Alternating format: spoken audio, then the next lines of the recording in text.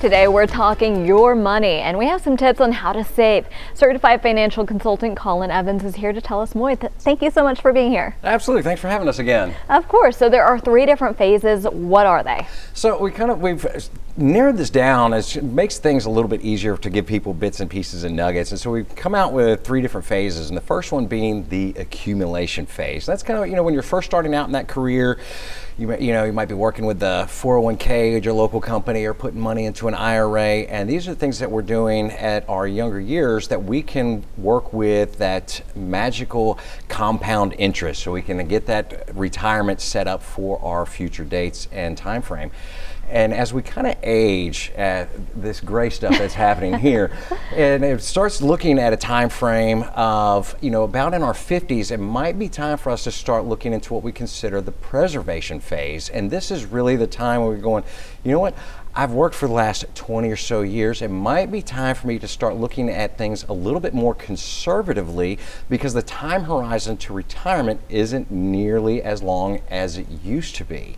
And as we kind of move along from the preservation phase, one of the final stages that we have is that distribution phase. This is what everybody's kind of working for. This is our retirement time. This is, that golden nest egg. The time to have fun with it. Yeah. Absolutely. And, now that we kind of have reached this time frame of the distribution, it's time for us to look at it and say, hey, what do we want to do, for one, in our retirement, but how are we going to make sure that this nest egg that we have lasts throughout our retirement? Because one of the biggest fears, which is going to be one of our upcoming shows, one of our biggest fears in retirees is, will I have enough money? Do I have enough to make it through retirement? I don't want to run out. It's like, I shouldn't be buying green bananas, maybe. I might not make it that long. Right. And that's really a time frame to look at, because as we go in there, we have to factor these things in our lives, like healthcare, inflation, which we've seen over the past couple of years, where we all felt at the grocery store and paying at the pump, that these dollars we have to start stretching out to be able to last through our retirement phase.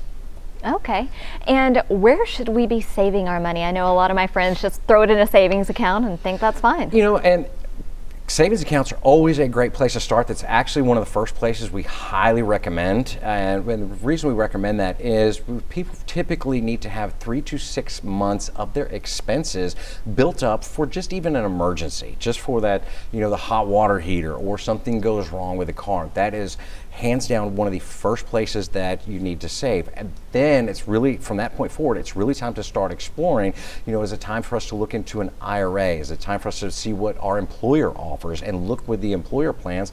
Because a lot of times your employers might be generous enough that they might be matching some of those retirement dollars for you. Those are outstanding starting places to really look. Okay. Anything else our viewers need to know?